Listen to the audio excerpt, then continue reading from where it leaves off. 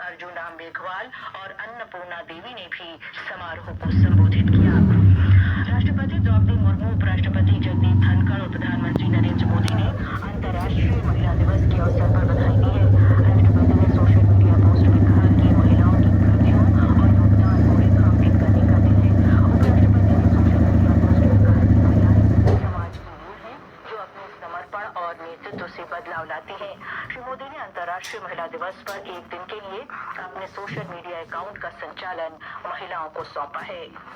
प्रधानमंत्री नरेंद्र मोदी ने आज गुजरात के नवसारी जिले में लखपति दीदी सम्मेलन के दौरान 2.5 लाख से अधिक महिलाओं को 450 करोड़ रुपए की वित्तीय सहायता वितरित की। श्री मोदी ने 5 लखपति दीदियों को लखपति दीदी प्रमाण पत्र देकर सम्मानित किया। लखपति दीदी सम्मेलन को संबोधित करते हुए श्री मोदी ने कहा कि भारत महिला नेतृत्व वाले विकास की दिशा में आगे बढ़ रहा है। उन्होंने कहा कि सरकार हर कदम पर महिलाओं की गरिमा और कल्याण को सर्वोच्च महत्व दे रही है। श्री मोदी ने घोषणा की कि सरकार महिलाओं को सशक्त बनाने के प्रयासों के तहत अगले 5 वर्षों में 3 करोड़ लखपति दीदी बनाने का लक्ष्य लेकर चल रही है। श्री मोदी ने गुजरात सरकार की 2 राज्य पहल जी सफर यानी आजीविका बढ़ाने के लिए अंत्योदय परिवारों के लिए गुजरात योजना और जी मैत्री यानी ग्रामीण आय में परिवर्तन के लिए व्यक्तियों की गुजरात मेंटरशिप और त्वरण कार्यक्रम का शुभारंभ किया। इससे पहले प्रधानमंत्री ने नवसारी जिले में लखपति दीदी योजना की 10 लाभार्थियों के साथ बातचीत की। दिल्ली सरकार ने गरीब महिलाओं को 2,500 रुपए देने के लिए महिला समृद्धि योजना को आज मंजूरी दे दी। मुख्यमंत्री रेखा गुप्ता ने कहा कि अंतर्राष्ट्रीय महिला दिवस के अवसर पर दिल्ली सरकार की मंत्रिमंडल की बैठक में इस योजना को मंजूरी दी गई। इस योजना के क्रियान्वयन के लिए 5,100 करोड़ रुपए का बजटीय प्रावधान किया गया है। प्रधानमंत्री नरेंद्र मोदी मंगलवार से मॉरिशस की 2 दिन की यात्रा पर रहेंगे। आज शाम नई दिल्ली में संवाददाताओं से बातचीत में विदेश सचिव विक्रम मिश्री ने बताया कि 2015 के बाद प्रधानमंत्री की ये पहली मॉरिशस यात्रा है।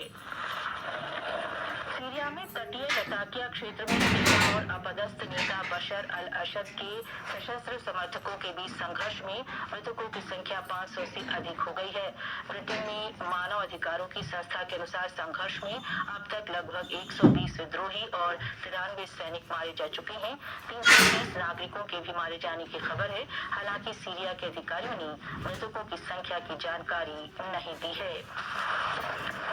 महिला प्रीमियर लीग WPL क्रिकेट में यूपी वॉरियर्स ने रॉयल चैलेंजर्स बेंगलुरु को 12 रन से हरा दिया है। 226 रन के लक्ष्य का पीछा करते हुए रॉयल चैलेंजर्स बेंगलुरु की टीम 19 ओवर 3 गेंद में कुल 213 रन ही बनाकर ऑल आउट हो गई। भारत ने 6ठी एशियाई महिला कबड्डी चैंपियनशिप का खिताब जीत लिया है। तेहरान में आज फाइनल में भारत ने ईरान को 32-25 से पराजित किया। चैंपियंस ट्रॉफी क्रिकेट के फाइनल में कल दोपहर 2:30 बजे से भारत का मुकाबला न्यूजीलैंड से होगा। सेमीफाइनल में भारत ने ऑस्ट्रेलिया को और न्यूजीलैंड ने दक्षिण अफ्रीका को हराया था। प्रतियोगिता में अपने सभी मैच जीतने वाली भारतीय टीम ने ग्रुप मैच में न्यूजीलैंड को हराया था। इसके साथ ही ये समाचार बुलेटिन समाप्त हुआ।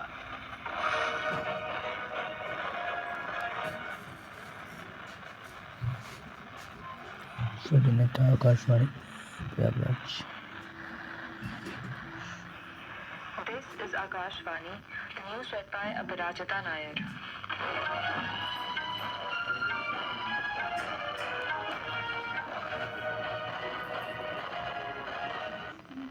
President Draupadi Murmu has said, "A developed India can be built only on strength of self-reliant, self-esteemed, independent and empowered women." Addressing a day-long conference on the theme Nari Shakti Se Viksit Bharat in New Delhi today to mark the International Women's Day, the President stressed that there should be more women in the workforce as India is heading towards becoming the third biggest economy in the world. आज जो भारत विश्व की तीसरे सबसे बड़ी अर्थव्यवस्था बनने की और अग्रसर हो रहा है, तो देश के वर्कफोर्स में महिलाओं की भागीदारी तेजी से बढ़नी चाहिए। वर्कफोर्स में महिलाओं की भागीदारी बढ़ने के लिए शिक्षा और नौकरी से समान अवसर प्रदान करना महत्वपूर्ण है। President Murmu described the provision of reservations for women in the Lok Sabha and state assemblies through the Nari Shakti Vandan Adhiniyam as a historic step towards political empowerment. Prime Minister Narendra Modi today distributed distributed 450 crore rupees in financial assistance to over 2.5 lakh women from over 25,000 self-help groups during Lakhpati Didi Sammelan at Navsari in Gujarat. Speaking at the Lakhpati Didi Sammelan on the occasion of International Women's Day, Mr. Modi assured that his government is dedicated to the empowerment of women, highlighting the significant steps taken to improve their lives. He emphasized that India is advancing towards women-led development, with the government placing utmost importance on dignity and well-being of women at every step. नारी का सम्मान यही समाज और देश के विकास की पहली सीढ़ी होती है। इसलिए विकसित भारत बनाने के लिए, भारत के तेज विकास के लिए आज भारत विमेन लेड डेवलपमेंट की राह पर चल पड़ा। हमारी सरकार महिलाओं के जीवन में सम्मान और सुविधा दोनों को सर्वोच्च प्राथमिकता देती है। The Delhi government today approved the Mahila Samriddhi Yojana to provide 2,500 rupees to all women. Delhi Chief Minister Rekha Gupta made the announcement during a press conference in the national capital today. She said, on the occasion of International Women's Day, a cabinet meeting of the Delhi government was held in which the scheme was approved. Union Minister for Railways, Information and Broadcasting, Electronics and Information Technology Ashwini Vaishnav today stated that in this era of the new industrial and knowledge revolution, particularly with the rise of artificial intelligence, India will emerge not only as a service provider nation but also as a major technology creator. He was speaking at a program organized by a private media house in Mumbai. External Affairs Minister Dr. S. Jaishankar has said that India looks at the world confidently and wants to deal more in terms of promoting trade, mobility, investment, tourism and student engagements. Dr. Jaishankar said this during an interaction with the Indian community and business leaders in Manchester, UK today. The minister said that India-UK relationship has immense potential to grow and deepen. Dr. Jaishankar acknowledged the contribution of the Indian diaspora, saying that it is the diaspora which shapes the country's image across the world.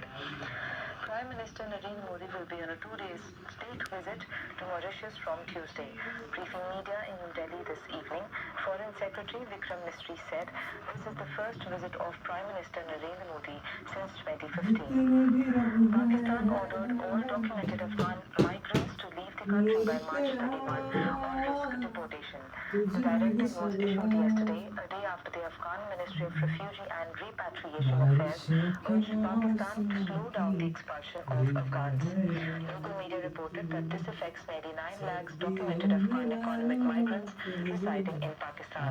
The Indian women's kabaddi team has been crowned Asian champions for the 5th time. Defending champions India defeated hosts Iran 32-25 in the final of the 6th Asian Women's Kabaddi Championship at Tehran this afternoon. The Indian women remained undefeated throughout the tournament. Dubai is set to host the ICC Men's Champions Trophy final between India and New Zealand tomorrow. In the Women's Premier League WPL, UP Warriors defeated Royal Challengers Bangalore by 12 runs at the Ekana Cricket Stadium in Lucknow. That is the end of this news bulletin.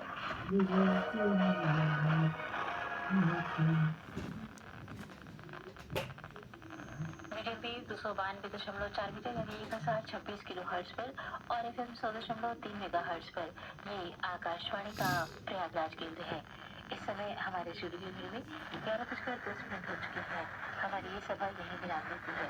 कल प्रातः हमारी सभा में 5:55 पर हम आपकी सेवा में पुनः उपस्थित होंगे। तब तक के लिए वंदे मातरम, जय हिंद, जय भारत। प्रयागराज आकाशवाणी FM 100.3 मेगाहर्ट्ज की सूचना जनहित में